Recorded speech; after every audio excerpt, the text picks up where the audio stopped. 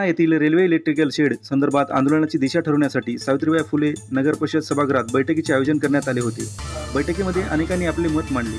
आमदार व खासदारांशी आपले मत मांडणे, मार्केट बंद करणे, धरणे आंदोलन करणे, विविध मागण्यांविषयी दिनांक 5 फेब्रुवारी 2023 रोजी चर्चा करण्यात आली। याकरिता एक संघर्ष समिती स्थापन करून 10 जणांची कोर कमिटी असावी व ते पुढील निर्णय घेतील असे ठरले। त्यानुसार बैठकीनंतर चर्चेतून 10 लोकांची कोर कमिटी तयार करण्यात आली, ज्यामध्ये ज्येष्ठ रिपाई नेते प्रकाशदादा कांबळे, माननीय अब्दुल मुजीब, अब्दुल हबीब, डॉक्टर जयसिंग ठाकूर, शेख नसीर, रोफ कुरेशी, राजकुमार सूर्यवंशी, मोहम्मद शफीक, संजय शिंदे, अनिल नरवाडे, अमन जोंधळे यांचा समावेश आहे। या समितीतील काही प्रमुख लोकात चर्चा होऊन असे ठरले की 8 फेब्रुवारीला मार्केट बंद व रेल्वे स्थानकाच्या बाहेर धरणे आंदोलन करावे। संसदेमध्ये अधिवेशन सुरू होत आहे, तर 8 तारखेला रेल्वे संदर्भातील प्रश्नावरही चर्चा होणार आहे। खासदाराशी या संदर्भात पूर्ण संघर्ष समितीचे म्हणणे तिथे मांडावं यासाठी एक निवेदन द्यावे असे ठरवून त्यांना ईमेलद्वारे निवेदन पाठवण्यात आले। सांगितले की लोकप्रतिनिधी आहेत त्यांना याच्यामध्ये सहभागी करून घेणं आवश्यक आहे। आणि जर आपल्या समजा आता आपण एक वैयक्तिक 10 लोक गेलो आणि खासदाराचं एक पत्र गेलं तर याच्यामध्ये खूप मोठा फरक पडतो। तो कुठेतरी 10-12 लाख लोकांचा प्रतिनिधी असतं आणि त्यांना आपण सगळ्यांनी निवडून दिले आणि जेव्हा तो निवडून कोणत्याही प्रतिनिधी जातो तो सगळ्या पूर्ण जनतेचा असतो, कोणत्या एका पक्षाचा नसतो, असं माझं वैयक्तिक मत आहे। म्हणून त्यांना इन्व्हॉल्व करून घ्यावं। आणि आता बऱ्याचशा संघर्ष समित्या प्रत्येक तालुक्याला जिल्ह्याला झालेल्या आहेत, त्यांना देखील आपल्याला कसं सहभागी करून घेता येईल आणि पूर्ण मराठवाड्याचा एका ठिकाणी आवाज कसा पुढे आणता येईल याच्यासाठी विचार करावा। आणि याच्यामध्ये आता दादाने सांगितले किंवा आता सर्वांच्या बोलण्यामधून आलं आहे तर कसं आहे, कुणाला जायचं असेल, पहिली संघर्ष समिती होती त्याच्यामध्ये वैयक्तिक असं कोणालाही एक पर्टिक्युलर हाच त्या समितीचा तो नाही असं नाही, जे कोणी त्याच्यामध्ये ॲक्टिव्ह राहील तो त्यामध्ये येऊ शकतो। राहिला प्रश्न जाण्या येण्याचा, भेटण्याचा, तर काही जर कोणाच्या डोक्यात असेल असं गैरसमज असेल किंवा कुठंतरी आपल्याला फंड्स वगैरे मिळतात तर कुठेही मिळत नाही। ज्याला वैयक्तिक इंटरेस्ट आहे, दादांनी जर समजा आता ते इतक्या चक्रा मारल्या असतील बसमतला कोर्टामध्ये वैयक्तिक खर्च करून केलेला आहे। जे कोणी करत असतं त्याला इंटरेस्ट आहे म्हणून तो स्वतःच्या खिशातून खर्च करून करतो। जरा कोणाला जायचं असेल कोणालाही मनाही नाही, फक्त इंटरेस्ट। आता कसं असतं की जेव्हा आपण सर्वजण एका ठिकाणी एका कामासाठी जायचं म्हणून सर्वांना शक्य नाही, तर याच्यामधून एखादी कमिटी अशी तयार करावी 10-12 लोकांची की ज्याच्यामध्ये त्यांच्या बोलण्यावर बाकी लोकांनी थोडंसं त्यांना सहकार्य करावं आणि त्याच्यातून आपले कामं मार्गी लागावे। ये आगबुझौली का खेल बंद होना चाहिए, मेरा ऐसा दिल बोल रहा है। इतना इनका भाषण सुनने के बाद में मुझे ऐसा लगा कि ये आगबुझौली का खेल है। साथियों,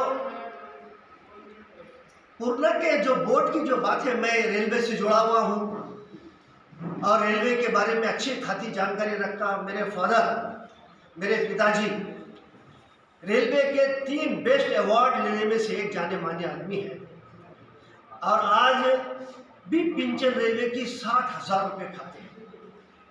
तो मुझे रेलवे मैनुअल, रेलवे एक्ट, ये दोनों चीज़ की अच्छी खासी जानकारी है। रेलवे मैनुअल, रेलवे एक्ट ये बताता, सर के जानकारी के लिए बता देता मैं, कि जहां पर 300 किलोमीटर का जो एरिया है, चाहे इधर से हो, ईस्ट से हो, वेस्ट से हो, नॉर्थ से, साउथ से हो, वो सेंटर प्लेस बनाना चाहिए और वहां से काम रेलवे ने करना चाहिए। ये ब्रिटिश गवर्नमेंट का कानून। रही बात ये कोई एहसान पसंद नहीं करे उन्होंने अपने ऊपर कि मैं यहाँ से जाने के लिए करने का, ऐसा कुछ नहीं होता। ये रेलवे मैनुअल है। दूसरी बात, हम जो इतना संघर्ष करने के बाद में हमारे हाथ कुछ नहीं लगा, इसका कारण मैं आपको बेसिक बता के, ये आगबुझौली का खेल मुंगूस गारवाड़ी कैसा कर रहा मालूम है क्या? गारवाड़ी जब खेल करता तो मुंगूस और सांप को बोलता लोगों के सामने जमा हुए था, मैं सांप की और मुंगूस की फाइट लगा दूं और आप देखो, जब तक कि कभी सांप का और मुंगूस का कभी गारवाड़ी ने खेल नहीं लगाया, कभी अपने सांप को मार के 10 रुपये कमाना बंद नहीं करा। रेलवे की वैसी वही बात ये मैं बताना चाहता हूं। रेलवे के मैटर के अंदर में सबसे बड़ा कोई अगर दोषी है तो वो है कोरोना का राजकारण। अब वो पूछेंगे आप क्यों, तो जरा बता देता हूँ। वो है पूर्णा का राजकारण। ये भाग गया तीन हिस्से में। अब तीनों की तीन मक्तेदारी, तीनों के तीन मक्तेदारी। अब इसके अंदर में क्या हुआ, आने वाला जो पाटिल साहब ने कहा कि रियल फैक्ट है ये, कोई मिनिस्टर के अंदर में ताकत नहीं है कि रेलवे बोर्ड के अंदर में जो मैनुअल के अंदर में जो पास हो जीआर निकाले उसको रिजेक्ट करे। क्यों? तो उसके अंदर में वो धमक नहीं, वो स्टडी नहीं है, कोई अमेरिका या कोई जापान नहीं है कि उतना पढ़ा लिखा आदमी वो इस डिपार्टमेंट का है और वो डिपार्टमेंट को जानकारी, ये तो किसके भी हाथ में रेलवे मिनिस्टर चल जाता है। इसलिए रेलवे बोर्ड के अंदर में जो लोग बैठे हुए रहते हैं ये वाकई इतने पावरफुल रहते हैं। आई एम एग्री, मैं तुमसे बात से सहमत हूँ। सवाल यह हो गया कि पूर्णा डेवलपमेंट करने के लिए, पूर्णा रेलवे को अगर अच्छा बनाना है तो इसके लिए क्या हुआ, रेलवे के अंदर में हमने जो कोशिश करी राजनीतिक तौर पर करी। अब सबने जैसा बताया कि जब रेलवे बोर्ड के अंदर में बात करने का टाइम आता, जब रेलवे बोर्ड के अंदर में बात करने का वक्त आ गया, उस वक्त में हमारे पास में पढ़ने में या हमारे जानकारी में, हमारे बोलने में कहीं कमी हो गई, वो कमी को लोग भाप लेते। और दूसरी बात यह है कि पूर्णा शहर के अंदर में कोई कर्मचारी अगर आता होगा, अभी तुमको मैं बता देता हूँ, तहसील का एक कर्मचारी पूर्णा में न रहता, कारण क्या है सोचो आप तुम। पूर्णा पुलिस स्टेशन का कर्मचारी कोई पूर्णा में न रहता, कारण क्या है सोच लो तुम। कोई कर्मचारी जब पूर्णा में इसलिए नहीं रहता तो वहाँ एक कमेटी अपॉइंटमेंट होती है दिल्ली में कि जाके वहाँ सर्वे करो, सर्वे के अंदर पता लगाओ कि अपने को यहाँ काम करना है। तो रिपोर्ट देने वाला कौन? रिपोर्ट देने वाला अधिकारी। उन्हें ये क्यों नुकसान करेगा कि मेरे बच्चों को यहाँ पे CBSE स्कूल नहीं है, मैं पढ़ाने के वाला नहीं है, तो मेरे बच्चों को डालू काम है। सर एक मिनिट, तुमच्या मोबाईल जरा सायलेंट करा ना, तर बाहेर जाऊन बोला। मैं मेरे बच्चे को यहाँ CBSE स्कूल नहीं है, मैं क्यों डालूं? शाम को अच्छी सी कोई थिएटर नहीं है, मैं कहाँ डालूं? शाम को घूमने को कोई गार्डन नहीं है, मैं क्या करूं? ये जब उन्हें देख लेता ये सब कुछ, ये जब पिक्चर बना लेता तो उन्हें रिपोर्ट कर देता, अरे सर के पास रिपोर्ट है और होने वाला भी नहीं, ये लिख के ले लो अपने। चलो अब ये जो रिपोर्ट है अधिकारी से 1 से 4 मरतबा देख लेता, उसको नाइट अलाउंस नहीं, उसको घर का बड़ा रेंट नहीं मिलने वाला, उसको स्विमिंग पूल नहीं, उसको कोई सहूलत नहीं। इसके लिए हाथ से उन्हें क्या करता मालूम है क्या? जो रिपोर्ट आती वो रिपोर्ट को पढ़ता, उसको रिजेक्ट करता, रिजेक्ट करके जहाँ उसको सहूलत मिलती वो सहूलत के ऊपर उन्हें वहाँ से अपना अभिप्राय भेजता और वो रेलवे बोर्ड से पास होके आता। इसके सिवा कुछ भी नहीं होता। पूर्णा में कोई सक्षम काम ही नहीं है तुम्हारे पास। क्या है? ना अच्छा गार्डन है, ना अच्छा हॉस्पिटल है, ना अच्छे लोगों का विचार है, ना कुछ है। इसीलिए ये जो स्ट्रगल इन्होंने जो बताया बड़े खूबसूरत अंदाज से बताया, मुझे बहुत पसंद आया। ना सांप भी मरा, ना लकड़ी भी टूटी। अच्छा ये लोग कितने मरतबा गए?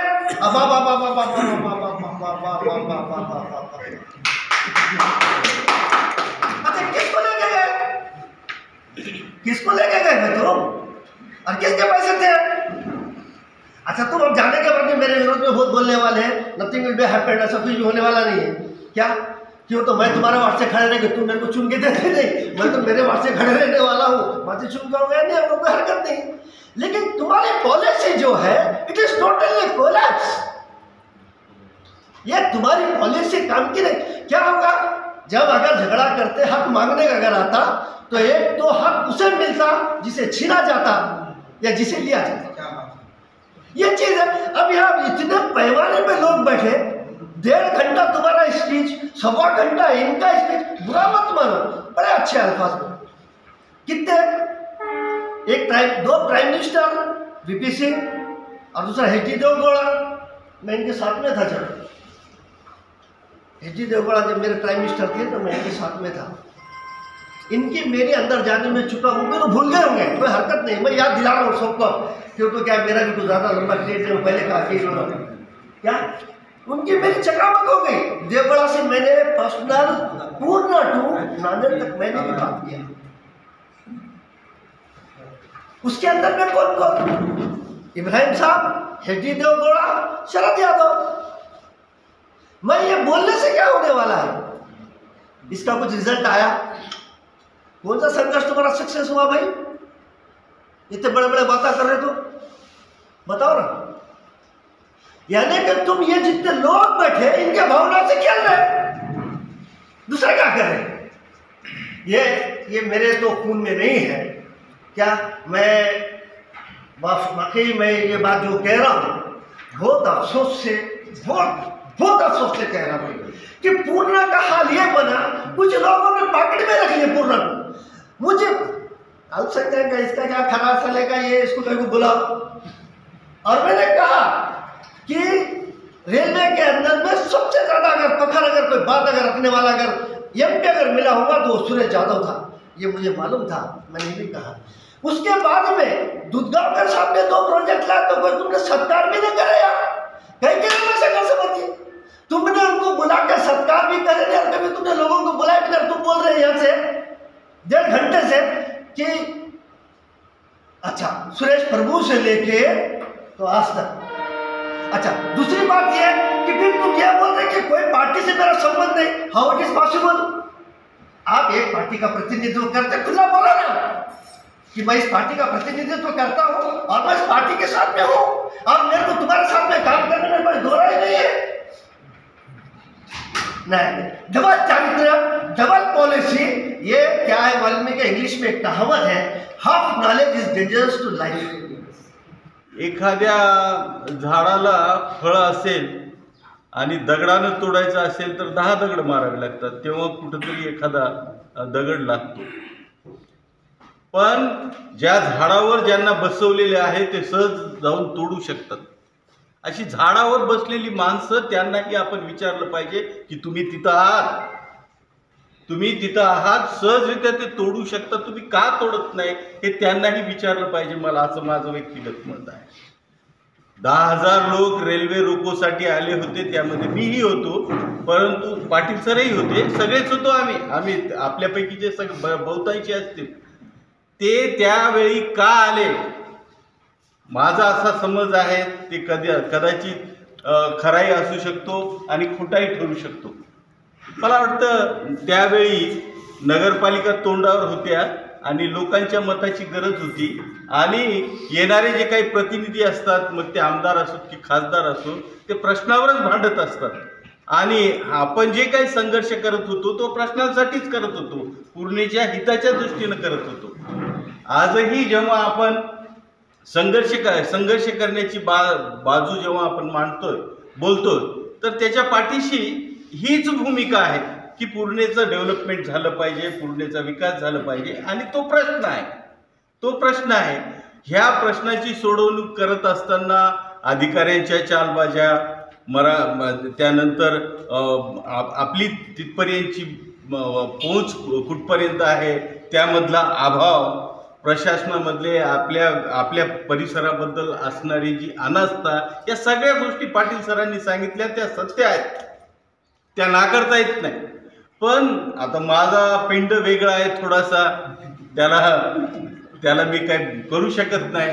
परंतु मी आतापर्यंतच्या माझ्या या जीवनामध्ये जे ठरवलं, मी एकट्यानं नव्हे, सामूहिकरित्या जेव्हा आपण एखादी गोष्ट ठरवली तर तिचा पाठपुरावा करायचा, ती हाती लागेल का न लागेल हे मला माहिती नाही, परंतु ते मिळवण्यासाठी आपण त्याच्या पाठीशी लागलं पाहिजे, हा माझा पिंड आहे।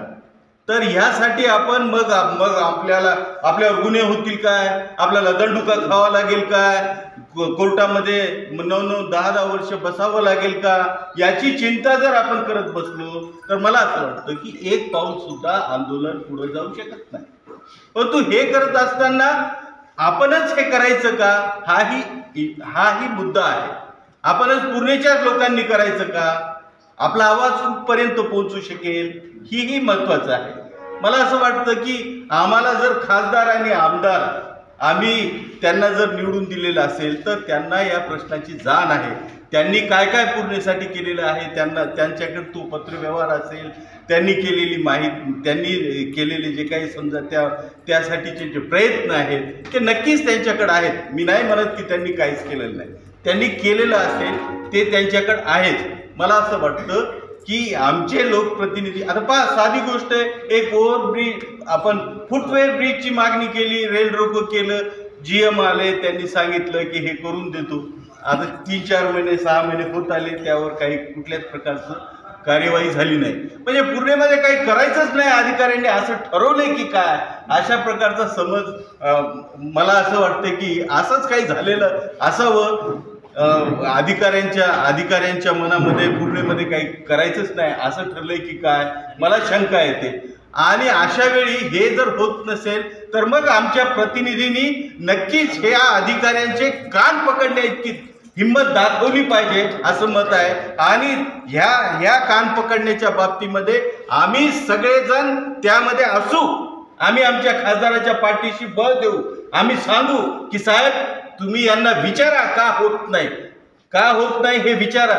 इथं विचारून जर झालं नाही तर संसदेमध्ये सुद्धा तुम्ही विचारलं पाहिजे. अशा प्रकारची माझी वैयक्तिक भूमिका आहे. आणि त्यामुळं आंदोलन करत असताना फक्त आमचा आवाज कमी पडतो, आमची शक्ती कमी पडते. ज्यांना आम्ही शक्ती दिलेली आहे त्या शक्तीच्या बळावर शक्ती वेद ज्यांच्याकडे आहे त्या सगळ्या लोकांनी या ठिकाणी आलं पाहिजे. आणि माझ्या मतदारसंघामध्ये मग ते आमदार गुट्टे साहेब असोत की खासदार बंडू जाधव साहेब असोत, त्यांनी यामध्ये लक्ष दिलं पाहिजे आणि दोघांनीही एकत्र येऊन आंदोलन केलं पाहिजे. ही माझी भूमिका आहे. आपण फक्त पूर्णेवाल्यांनीच करावं असं नाही. आम्ही तर करू गाव बंद, उद्या करून शेवट टाकू.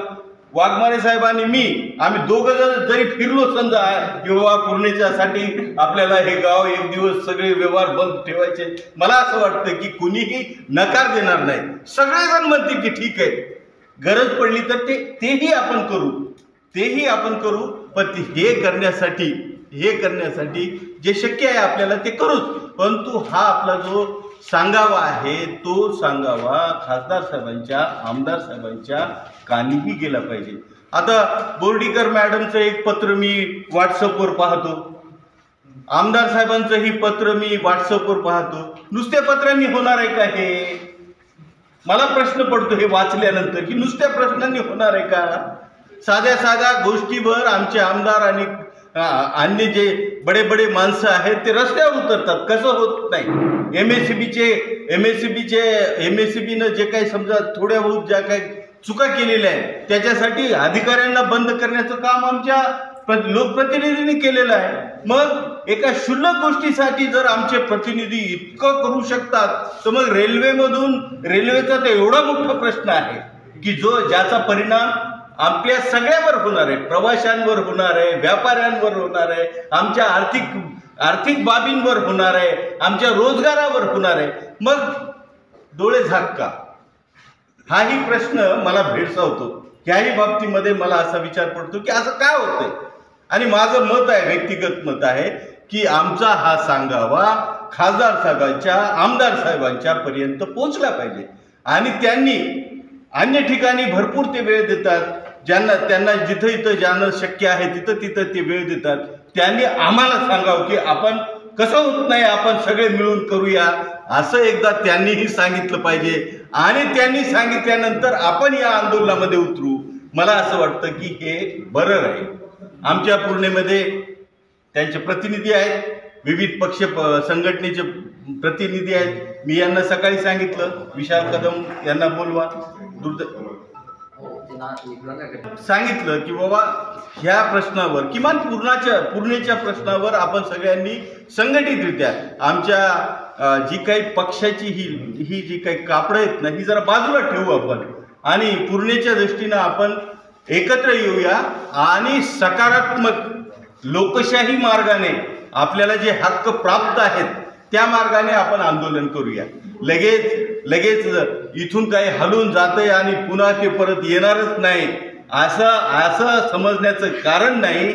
मला असं वाटतं की जे गेलेलं आहे ते परत कसं येत नाही यासाठीचं आंदोलन आपण आणि ते आपण करू शकू आपण तेवढं बळ आपल्या